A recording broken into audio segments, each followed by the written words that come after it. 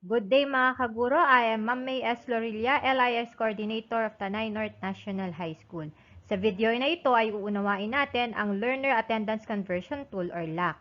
This is a short guide in accomplishing SF2. Paano ba natin gagamitin ang LAC tool sa pagsasagot ng SF2 or sa pagche-check ng attendance ng mga bata?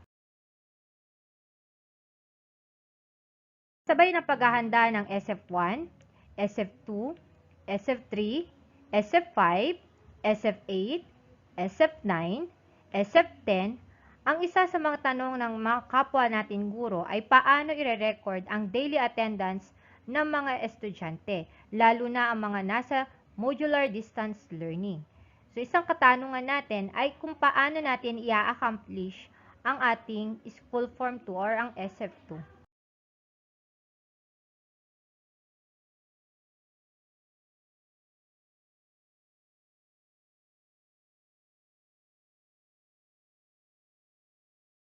Sa pertinent provision of the DepEd Memorandum No. 14, Series of 2021 ay nasagot ang ilan sa mga katanungan natin kung paano sasagutan ang School Form 2 or SF2 o paano natin ire-record ang daily attendance ng ating mga estudyante.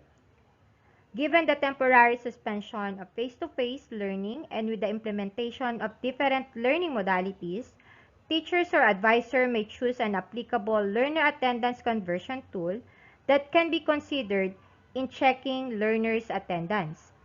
The chosen norm of attendance checking should be explained to parents or learners for awareness and transparency. Kailangan ipaliwanag natin or i-open natin sa ating mga magulang o mga estudyante kung anong LAC ang gagamitin natin.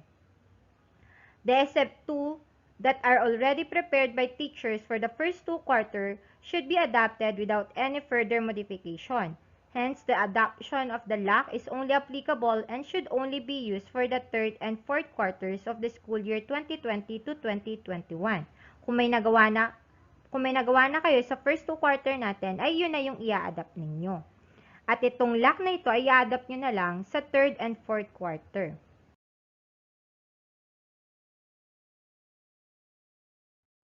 Natukoy din sa provision na ito ang no longer participating in learning activities or ang NLPA.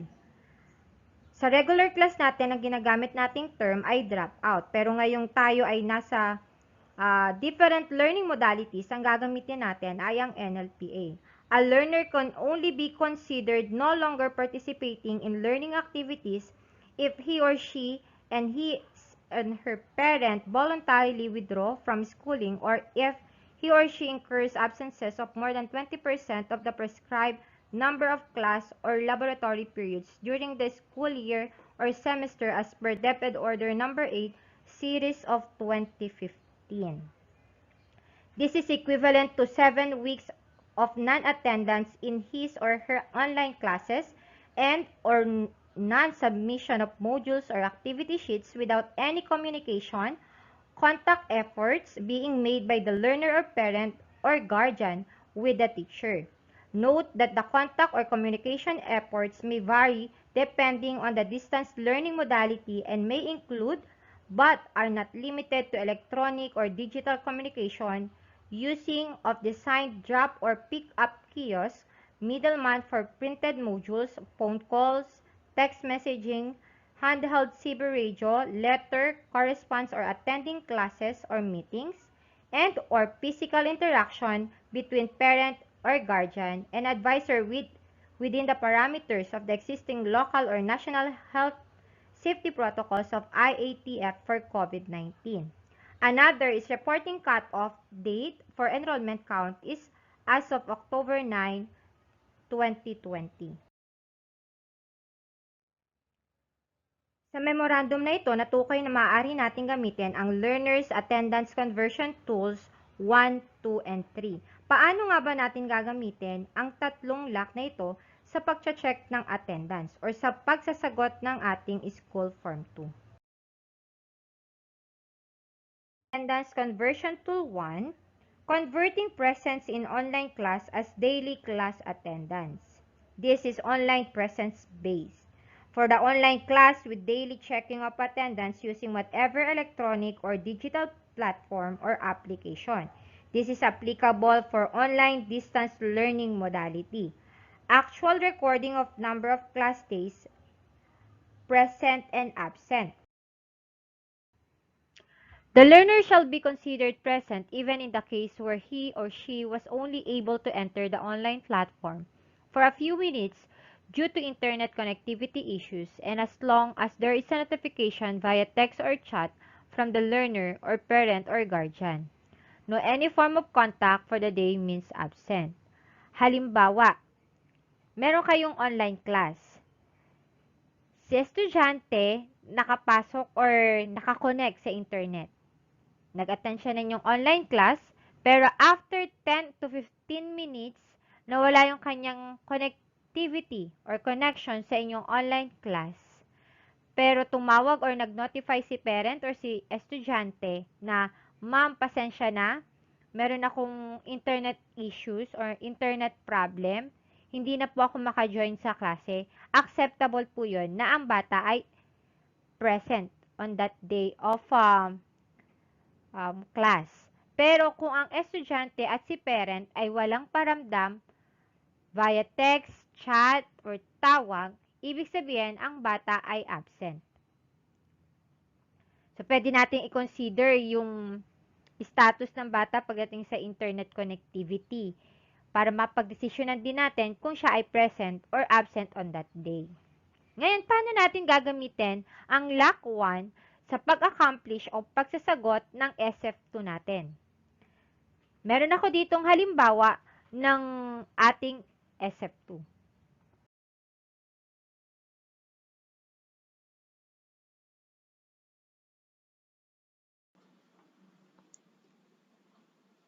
Ito na yung ating bagong look ng ating school form 2 or the daily attendance report of learners. So, as you observe, wala siyang ganong kadaming adjustment mula doon sa ating ginagamit na o nakasanayan na natin gamiting SF2. Minimal adjustment lang yung nailagay para makapag-adjust tayo or provision, makapag-adjust tayo sa panibagong learning modality. Okay? So, ito yung ilan sa mga adjustments sa SF2. Una, ay ang ating learner attendance conversion tool area kung saan ilalagay natin yung ating conversion tool na ginamit in checking the attendance for that particular month. For example, gumamit tayo ng LAC 1 or LAC 2 or LAC 3. So, diyan natin yan ilalagay. Another adjustment is the number of days. So, sa luma nating SF2, Monday to Friday lang. Pero in this new SF2 or new format of the SF2, meron na tayong Monday up to Saturday. Bakit siya naging 6 days? Sabi nga sa DepEd Order number 7, Series of 2020, dahil sa compressed school year, the Secretary is authorizing the holding of Saturday classes through the conduct of distance learning activities to be undertaken by learners. Ayun. So, maximum is 6 days per week. Kaya nagkaroon tayo ng Monday up to Saturday. Pero tayo sa Rizal ay gumamit ng 4x4 approach at 4x5 approach.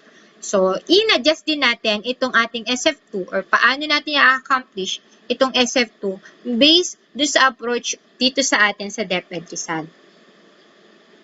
Another adjustment na ginawa sa ating SF2 ay ang ating remark. Dati ang nakalagay dyan, remarks if N ng PA, if drop out, state a reason.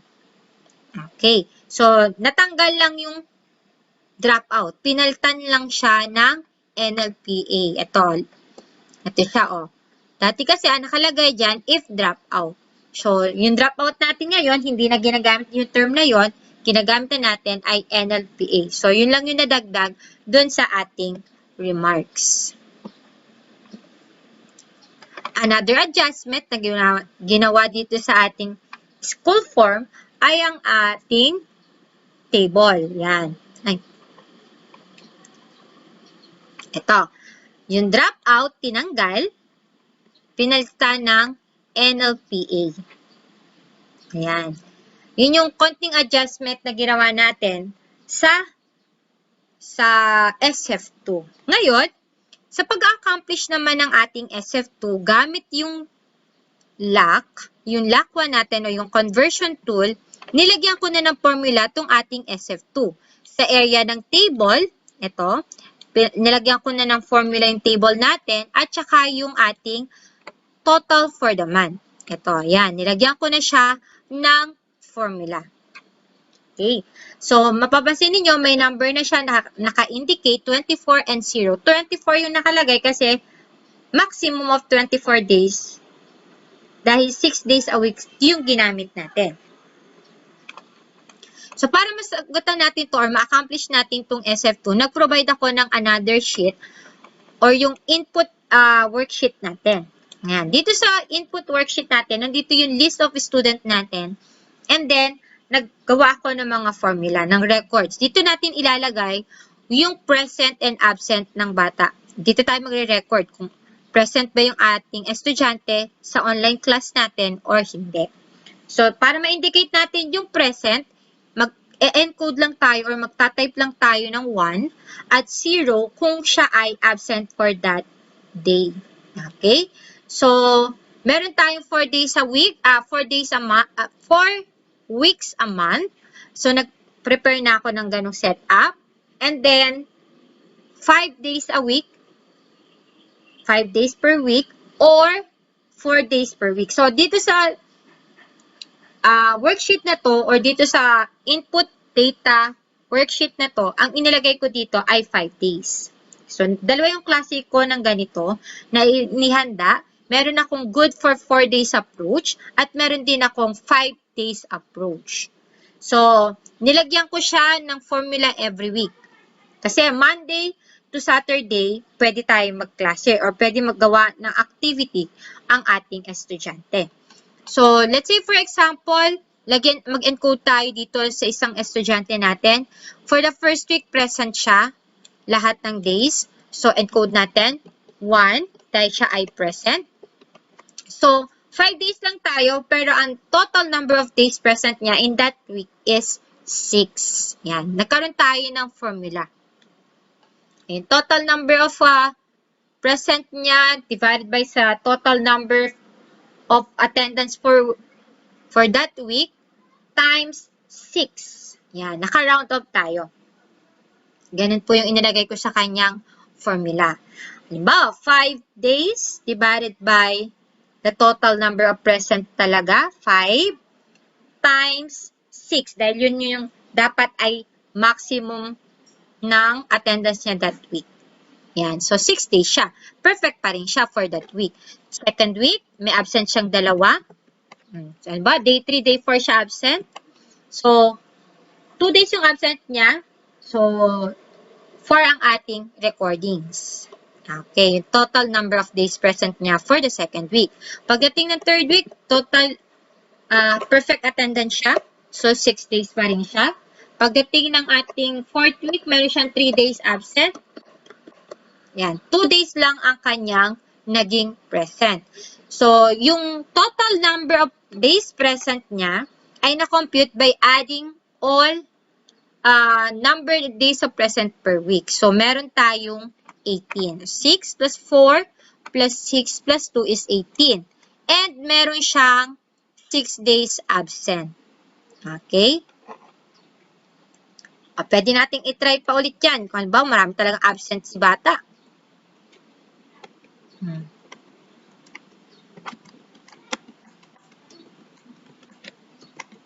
Yan.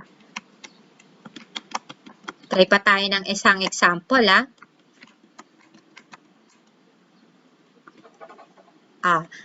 Si learner 2, meron siyang 2 days absent sa ating first week. Meron siyang 3 days absent sa second week. And then perfect attendance sa third week. And then 3 days absent pagdating ng fourth week. So, ang total niya ay total days 14 days. So, meron siyang absent na 10 days. Di ba?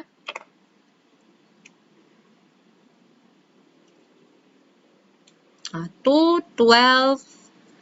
Yan yung kanyang computation. So, pag nag-encode ka na dito ng kanyang present and absent, then, pagpunta mo sa SF2, may computation na siya. Di ba? So, balik tayo doon sa input natin. So, si Learner 1, meron siyang 18 present, 6 days absent. Si Learner 2, merong 14 days present, 10 days absent. Okay, tingnan natin kung pareho ng nasa SF2 natin. Ayan. Si Learner 1, meron 6 days absent, 18 days present. Si Learner 2, meron 10 days absent, 14 days present. Yan. And may computation na siya, naka-link na siya dito sa SF2 natin. And automatic na rin yung nasa table natin sa baba. Magkakaroon din siya ng computation. Yan.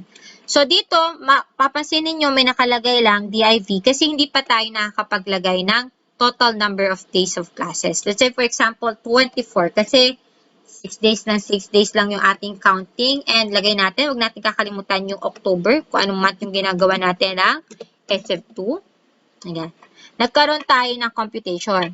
So, kung mapapansin niyo sa average daily attendance ay 1.33 kasi dalawang mata pa lang yung ating na-encode. And parehong male pa siya. Sa female, 0 pa tayo dahil wala pa tayong na-encode. Pero na-adjust na siya dahil nalagyan na po natin siya ng formula. And then, kayo na po yung mag-encode pagdating dito sa number of student absent for 5 consecutive days, NLPA, transferred out, transferred in. Yan, kayo na po yung mag-encode dyan. Okay po. Yan. Yan po yung ating gagamitin kapag po ang ating online class ay 5 days po. Yan. Kung 5 days a week ka nag-online class. Ngayon, kung hindi naman, at 4 days tayo, dahil 4x4 yung ginamit na approach dito sa atin sa Rizal, pwede rin naman po. Nag-prepare din po ako ng 4 days approach. Yan. Ito naman yung iniready ko na 4 days approach. So, ang pinagkaiba lang niya ay itong sa ating input worksheet. Kasi yung SF2 niya ay halos pareho naman po. Yan. Pareho lang po tayo ng ilalagay. Yan. Wala pong pinagbago sa SF2. Ang binago ko lang po ay yung input worksheet or yung input tab. Kasi yung kanina may day 1 up to day 5. Dito po, day 1 up to day 4. Halimbawa, si learner 1, meron siyang perfect attendance for the first week. 4 days lang siya pumasok pero sa record natin, yun ay magiging 6 days. Perfect pa rin ang second week, third week, i-perfect natin. Okay. So, ang total number of days present ni learner 1 ay 24 and 0 number of days absent. Ngayon, si learner 2 naman yung sasagutan natin. Isang beses lang siya pumasok ng week 1 dahil siguro mahina ang signal. Pagdating ng second week, meron lang siyang 3 days na pinasok. Papansin nyo, nababago yung ating number of days present. Yan, pala absent si learner 2 natin. Kasi online class, baka madalas wala siya talagang load. So, dito, ang total number of days present niya for the first week is 2, then 5, 3, 3. So, ang total niya ay 13 days present. And then, 11 days absent naman siya. So, kung pupunta tayo sa SF2, okay, nabago din yung ating total for the month. Hindi na natin nilagyan ng content yung Monday to Saturday. Pero dun lang tayo nagkaroon ng adjustment or nilagyan natin ng formula yung column for the total for the month ng absent and present. And ito na siya. Ito yung nabago natin doon sa input worksheet. Yan. Dito lang tayo maglalagay. May konting adjustment lang sa SF2, pero doon tayo mag-i-input, maglalagay ng attendance sa input worksheet. And then, automatic na siya mababago dito sa ating SF2. Itong approach naman na ito ay 4 days approach. Yan. Naka-prepare din tayo para sa 4 days. Kasi si DepEd Rizal ay naglaan ng 4x4 approach and 4x5 approach para sa ating mga learners at hindi sila mahirapan sa pag-aaral. Yan po. Or the LAC 2, is applicable to all learning modalities, wherein we're going to convert communication efforts with learners and or parents into class day attendance as programmed in a weekly home learning plan. The frequency of contact or communication with a parent or guardian or even with the learner in whatever approach can be converted into class day attendance. Note that the contact or communication efforts may vary depending on the distance learning modality and may include but not limited to electronic or digital communication, using of designated drop or pickup kiosks or middleman for printed modules, phone calls, text messaging, handheld CB radio, letter correspondence or attending classes or meetings, and or physical appearance of parent, guardian, and advisor within the parameter of the existing local or national health safety protocols of IATF for COVID-19. Dito sa second conversion tool natin, ang binibilang natin dito or ang ating titingnan dito ay yung communication effort ng learner or ng ating parents. Okay. Dito, we assign class day equivalency for each contact effort by getting the total number of contact efforts over the allotted class days per week or month.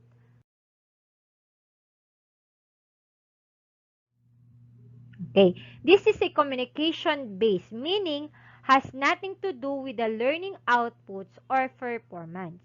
So, hindi natin dito titingnan yung learning output ng bata o yung performance ng bata. Communication base.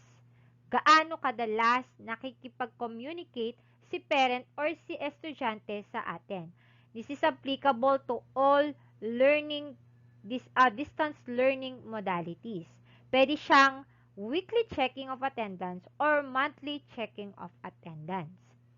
So, for example po natin dito, so sa weekly, meron tayong 1 contact effort for distribution and 1 contact effort for retrieval. Lalo na sa katulad nating modular distance learning. We print modules and then i-distribute and i-retrieve lang natin. So, pwede natin itong i-check by weekly. So, meron tayong contact effort by distribution and retrieval. So, pwede tayo ditong magkaroon or mag-assign ng equivalent number of days. So, for weekly, pwedeng yung contact effort natin sa distribution is equivalent for 3 days and yung contact effort natin for the retrieval is also equivalent for 3 days. So, in a week siya. Kukunin nila ng Monday, ipapasa nila ng Saturday. So, sa Monday, kung kinuha nila ng Monday, so meron silang 3 days, 3 class days na present. And, kung yun ay ipinasa nila na Saturday, so another 3 days present na ulit siya sa bata. Kung weekly tayo mag-check. Meron naman tayong monthly, 4 contact efforts for distribution and 4 contact efforts for retrieval. So, kung weekly, monthly naman ang gagawin natin. So, kung for contact efforts, kung ilang beses sila nagpakita or ilang beses silang kumuha ng kanilang module or ng kanilang learning kit, so that will be equivalent in to 12 days. So, 12 days sa distribution, 12 days din naman sa ating retrieval. Okay? So, para makumpleto natin, yung 6 class day per week is stipulated in the DepEd Order number 30 series of 2020. Yan. So, tayo, katulad natin dito sa North, meron tayong weekly. Nung una, nagkaroon tayo ng semi-monthly. So, pwede natin gamitin yung checklist na ginamit natin sa pagdi-distribute at sa pagre-retrieve ng ating self-learning kit. Hindi yun siya yung pang every number of output, yung pakikipag-communicate. Pwede siyang nagpakuha lang, so wala siyang contact effort, kinuha lang ni kapitbahay, tapos dinala lang dun. So, hindi siya dun, pwede siyang hindi i-record as present, pwede siyang absent. Pero siya na mismo yung nagpasa pagdating, si parent na mismo yung nagpasa pagdating sa retrieval, so dun siya present. So, dito, matutukoy talaga natin kung pumupunta ba o nag-e-effort ba talaga si parent pumunta sa ating mga learning kit. kiosk. Diba meron naman tayong checklist para dito. So, yun, pwede natin siyang gamitin as a tool to convert the attendance of the children or of our learners.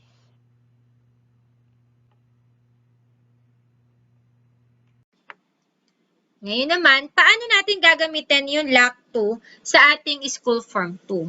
So, dito, ganun din yung katulad ng ating LAC 1, i-encode natin yung mga details na kailangan natin dito sa SF2. Pero pagdating sa ating learner attendance conversion 2, ang ilalagay na natin ay LACT 2. Katulad pa rin ng ating naunang example ng SF2, naggawa din po ako dito ng input worksheet.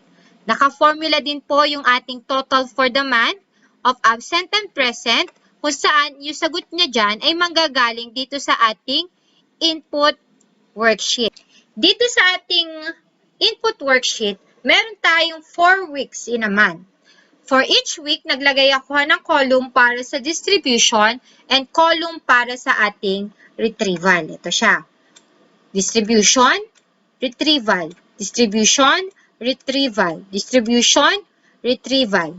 Per week. Yun po yung ginawa ko dito sa ating example. And per distribution, per contact effort na gagawin ni ating parent, sa ating distribution at sa ating retrieval, magkakaroon sila ng 3 class days present. So, halimbawa, si learner 1, si parent niya ay kumuha ng ating learning kit o na student learning kit, meron siyang 3 days present. Then, pinasa niya, nag-submit siya, may na-retrieve tayo sa kanya for that week. So, that is another 3 class days. Nagpasa, kumuha nung nag-distribute, nagpasa nung retrieval, 3 days siya ng 3 days. Okay, so, si learner 1, nag-submit. Kumukuha sa distribution day, sasubmit sa retrieval day. So, perfect attendance siya for that month. So, meron siya number of days present, 24, and number of days absent as 0. Ito yan. 24 and 0. Yan.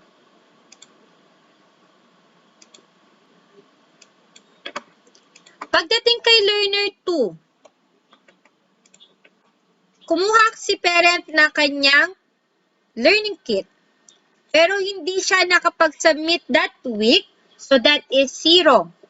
Kumuha ulit siya ng learning kit the second week, hindi ulit siya nag-submit ng learning kit that week, 0 ulit yun. Hindi siya kumuha, pero naisipang isabay ni kapitbahay, so 0 yun. Kasi walang communication effort or contact effort si parent. And then, sa retrieval, nagpasa naman siya. So, 3 dun siya. Yun. Pero kung may consideration naman kayo, kinuha ni kapitbahay yung learning kit ng bata at gusto nyo na siyang i-consider, pwede nyo na rin po siyang ilagay doon as present. Ano po?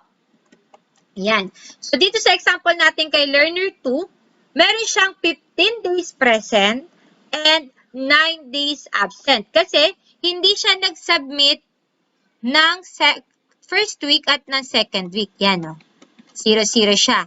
And then, hindi siya nakakuha ng SLM ng third week. Ayan. So, meron siya 9 days absent. So, kapag na-encode natin siya or na-input natin siya dito sa input worksheet, automatic na siyang mapupunta dito sa ating SF2. Ayan, on. Na-edit na rin siya. Edited. Kasi naka-formula na rin po siya. Yan. So, si learner 1, walang absent pero all present. Then, si learner 2, may 9 days absent. And then, 15 days present. Automatic na siyang nababago. Ganun din, katulad ng ating unang example, na-adjust na din po yung ating table. Basta ilalagay natin yung number of days present or number of days of classes and kung anong month yung ginawa natin ng ating SF2. Yan. Yan. Pwede po itong natin, average daily attendance, naka-whole number po siya. So, 1.6 that is 2 boys yung average natin. So, yan lang po yung na-edit kasi yan pa lang po yung ating na-encode dito sa ating sample SF2 using LAC. So, maliwanag po ba tayo dito sa ating SF2 using LAC? Tandaan natin, gagamitin lang natin dito ay yung ating contact effort, yung communication effort natin sa parent during distribution and retrieval ng ating output. Hindi po yung output mismo, hindi yung bawat bilang ng output, yung pong pagkuha nila sa ating learning kiosk or sa ating mga volunteers, yung pagkuha lang ng parent ng ating mga learning materials at pagpapasa. Hindi po yung kung naipasa, kung ano yung output, yung basta nakapagpasa po sila. Kahit halimbawa po, out of 8 modules or 8 activities, 4 lang yung naipasa niya, okay lang po yun. Consider nagkaroon ng communication effort po yun. Para dito sa LACT 2. Dahil ang binibilang po natin dito ay communication effort. Kung ang ating pong school ay nagwi-weekly, pwede po ito. Pwede rin naman po ito kung tayo ay monthly yung ating communication effort. Halimbawa, meron lang tayong retrieval or distribution ng first Monday of the month. So, and then, retrieval natin yung last day natin ng month. So, meron tayong 2 days lang na contact effort. So, yung 24, hahatiin mo lang siya dun sa monthly na yon. So, yung automatic, pag kumuha siya sa first sa distribution natin, 12 days agad yon. Pag pinasa naman niya, 12 day, pinasa niya or binalik niya sa retrieval day, another 12 days po yon. Meron naman, semi-monthly. 2 beses nagdi-distribute, 2 beses din silang nagre-retrieval, pwede rin po yun. Ano po? So, depende na po yun sa kung ano po yung ipinapatupad ng ating ng school natin. Pagdating sa ating distribution and retrieval. Okay po, para po dito sa LACT. Using the conversion tool number 2, the learner shall be considered present even in the delay or non-submission of a module as long as there is communication effort made between the parent or guardian or even with the learner. Halimbawa, hindi kaya ni learner na mag-submit on that retrieval day, pero nagpaalam siya sa teacher. Nagsabi na, "Ma'am, pasensya na po, hindi po ako makakapagpasa, hindi pa po ako tapos magsagot." Or si parent yung nagsabi or nagparating kay teacher ng ganun scenario or ng ganun situation, kung nagbigay siya ng dahilan or excuse na acceptable kung bakit hindi makakapagpasa ng module, okay lang po yun. I-consider natin na present yung bata or i-count natin siya as class day present dahil nagkaroon ng communication effort na ginawa si parent or si student sa teacher. Tandaan, pagdating sa LACT 2, ang kino-consider natin dito ay yung contact effort or communication effort na ginagawa ni parent or ni estudyante.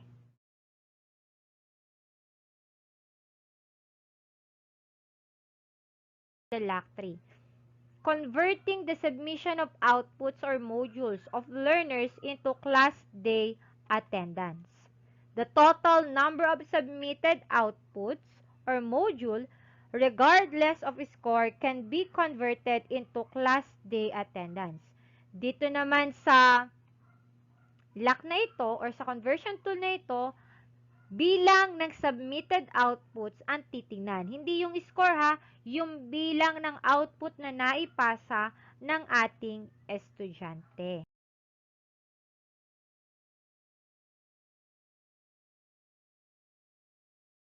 Applicable only to printed modular and digital modular distance learning modalities. So, yung may mga handouts, may activity sheets na ipinapasa, output-based. Okay? This can be weekly checking.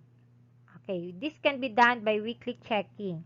Assign class day equivalency for the percentage of module or output submission by getting the number of outputs or modules submitted over the required outputs or modules for the week and multiplied by the complete weekly attendance constant.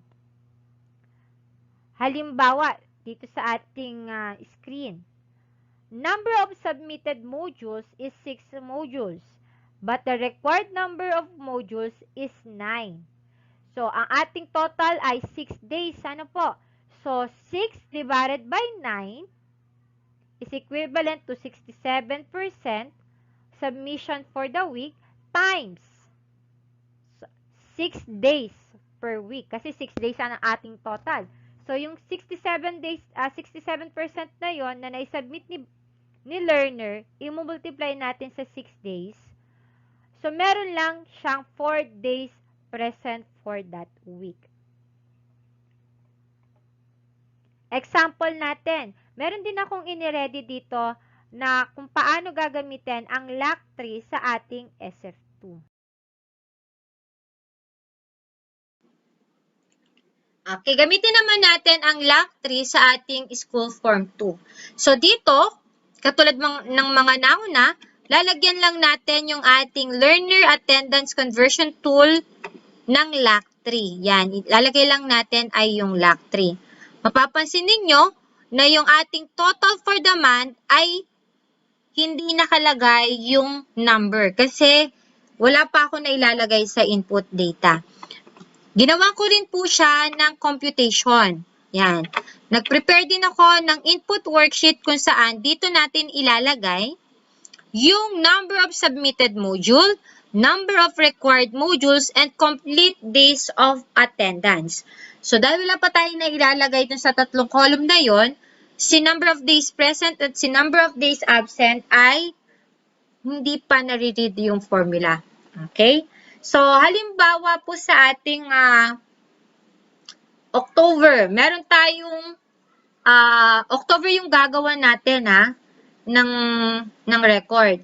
So, sa October, 4x4 tayo. So, 4 subject tayo for that month. Kasi yung another 4 subject ay pagdating ng September. So, kung 4 subject at every subject ay meron tayong 8 modules, 8 weeks. 8 modules yung kailangan sagutan ni bata. So, meron tayong 8 times 4 is 32.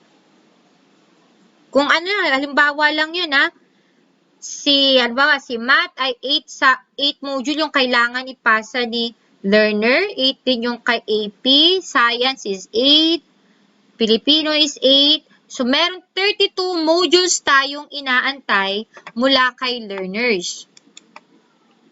Yan. So, yun yung required modules natin. Yan. Lahat sila 32 yung nire-required natin. So, ilagay na natin 32. And then, yung complete days of attendance natin ay 24 ulit. 24. So, ikakopy na natin yan doon sa lahat. So, ang mababago lang dito, depende sa naisasubmit ng bata. Dito ilalagay natin yung number of modules sa column C natin, ilalagay natin yung naisubmit na module ni bata o ni learners. Yung naipasa niya na may sagot na module. Okay. O halimbawa, sa 32 modules, ang naisubmit lang ni learner ay 24. So, ang kanyang number of days present ay 18 and ang kanyang number of days absent ay 6. 24 divided by 32 times 24. So, 18 days present, 6 days absent po siya. Ganun po siya kinuha. Ang ginawa ko po dito per month po, hindi na po naging weekly checking, monthly checking. Kung halimbawa po ay meron kayong isang distribution, isang retrieval. Pwede naman po yun. Or tinotal nyo na po yung modules na inaantay nyo mula kay learners. Pwede na po nakatotal na lang po. Out of 32, 24 yung na-submit ni learner 1. Si learner 2, na kumpleto niya, na-submit niya lahat. So, siya ay walang absent. Perfect attendance siya. Pagdating kay learner 3, meron lang siyang kulang na isa. So, yun ay 31. O, may isa siyang absent, meron siyang 23 present. O, ganun lang po siya. Pare-pareho yung ilalagay mo na number of required modules sa lahat ng learners. Pare-pareho din yung na complete days of attendance. Ang magkakaiba lang sila ay kung ilan yung na-submit nilang module. So, ito ay output base. Ano po? Output base po ang ating LACT 2. LACT 3, I mean. So, dito, pag na-encode na natin yan, automatic ma-adjust na si SF2. Punta tayo kay SF2. Ayan po. Nagkaroon po siya ng adjustment.